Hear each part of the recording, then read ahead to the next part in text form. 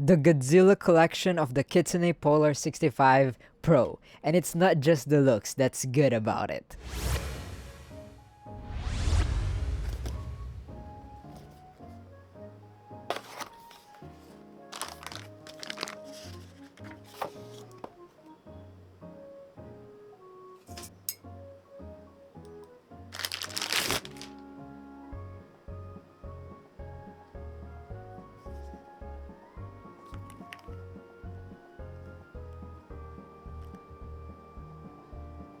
Now, first impressions on how the keyboard looks like, I really love it, especially the Japanese characters over here and the colors, everything very nice. I got the Godzilla collection variant over here. Now, of course, you can also get this with the non-Godzilla version, but yeah, because of the anniversary, you can get it on the Godzilla version over here, which I think is really nice. Now, you can also get this on the 75% version that will come in with a knob over here. Again, you can choose the Godzilla version, but yeah, you can always get the non-Godzilla, the normal version if you don't like it. Now for the keycaps, these are Dye-Sub PBT keycaps, AOP profile, very high quality. Then for the switches, yes, I'm pretty sure this is hot swappable, but I don't think it is compatible with other Gateron switches because, you know, Gateron switches has 2 extra stems over here. But yeah, these are the Fuji Pro magnetic switches, 36 gram linear. Very nice. Here's a little sound test. The magnet, you can actually see it going out over here, and yeah, that goes over here. As you can see, there is the sensor, and they call this the Gen 2 Hall sensor. Now this PCB is actually also nano coated, so it does have an IP54 rating for enhanced water resistance. But yeah, that's gonna be it for the switches. Feels very smooth, and the keycaps very high quality. Here's a little sound test of the whole keyboard.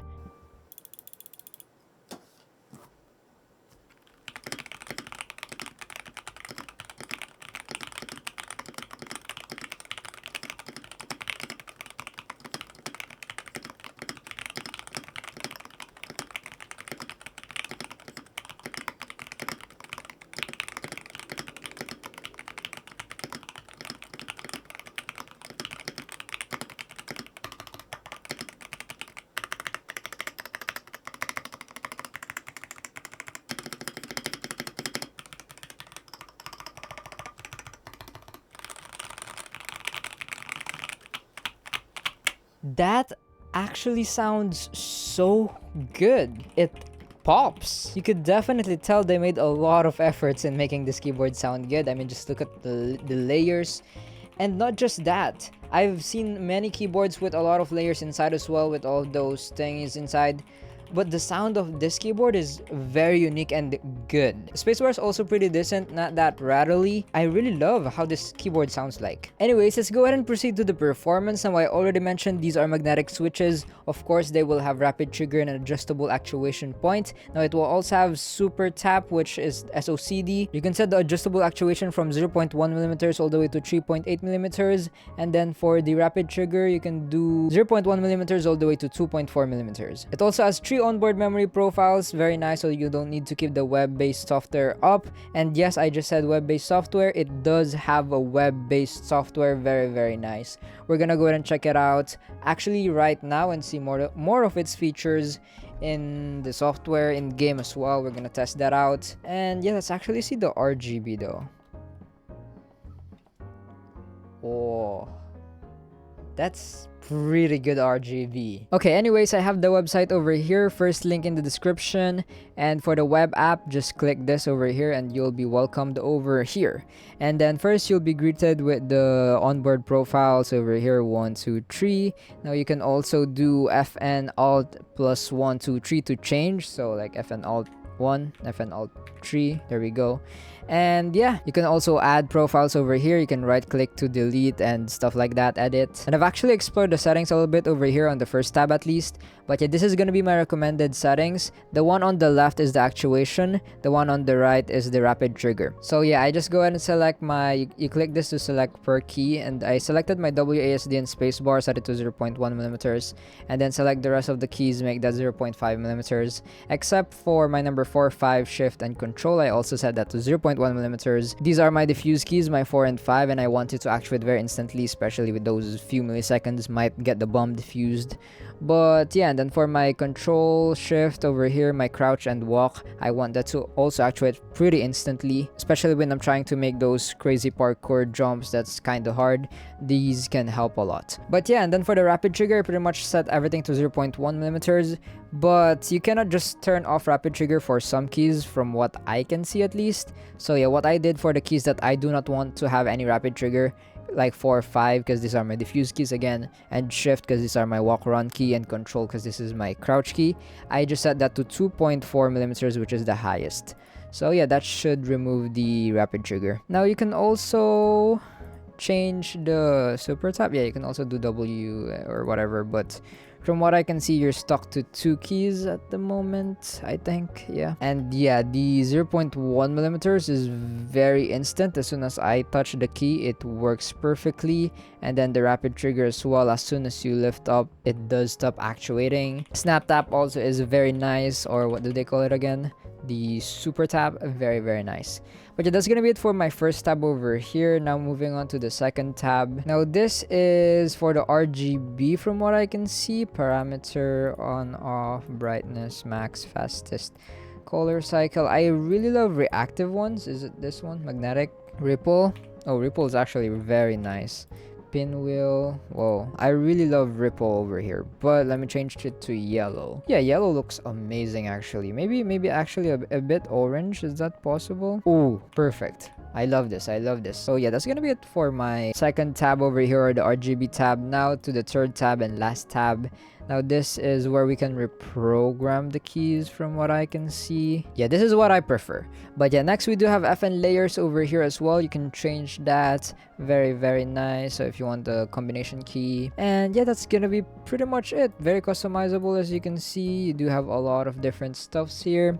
And then next we can reset all disconnect. Very nice software, very simple actually. I love the simplicity of this software. Very, very easy to set up, very, very easy to access. First link in the description as well, the web-based software.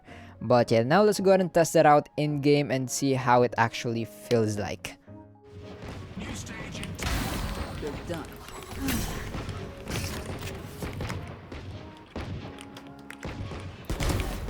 Pathetic.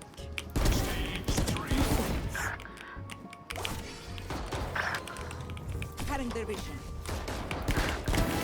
Finished.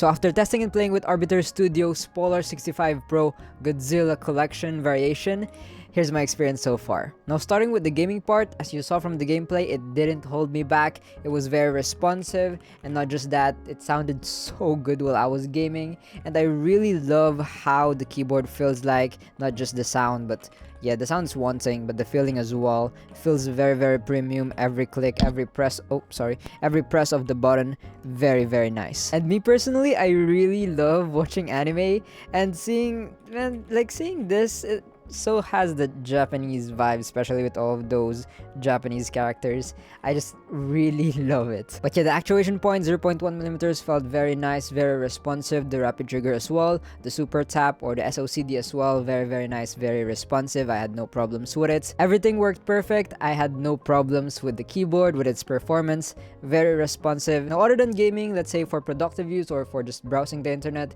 I had no problems with it as well. Typing with it felt very nice, especially with the sound you heard. And also the extra keys over here, as well as the arrow keys, I really appreciate it. They're very easy to reprogram as well, so if you have any keys that you like using a lot, you can put it over here. You have some space over here. For me, it is the delete key, so I put it on the very top right over here. Yeah, and yeah, the arrow keys come in handy, especially when editing or typing, making a mistype, misclick. I also had no problems using it on my daily use, everyday use. very, very good keyboard. So would I recommend it? Definitely. I mean, it's such a good keyboard. And again, if you do not like the looks of this keyboard, they also have the normal look of the keyboard, the non-Godzilla collection. But yeah, I actually do recommend the Godzilla variation over here. If it were me personally, this is an amazing looking keyboard. So yeah, I would definitely recommend it. I think for $160 for the 65 Pro variation over here, I think that is pretty worth it. And if you want the 75 version, it's $175 US, and I think it is still worth it. That is a pretty good price. Very, very premium experience. Very, very amazing magnetic keyboard. Anyways, I'll go ahead and put this keyboard first link in the description if you want to go ahead and check it out. And a little disclaimer, this is sent to me by Arbiter Studios, but that won't change my review. Everything that you've been hearing me say are my honest opinions about this keyboard. But yeah, I pray and hope that this video helped you in some way. I'll go ahead and see you guys in the next one. Don't forget to stay grateful, and remember, Jesus loves you. Bye-bye.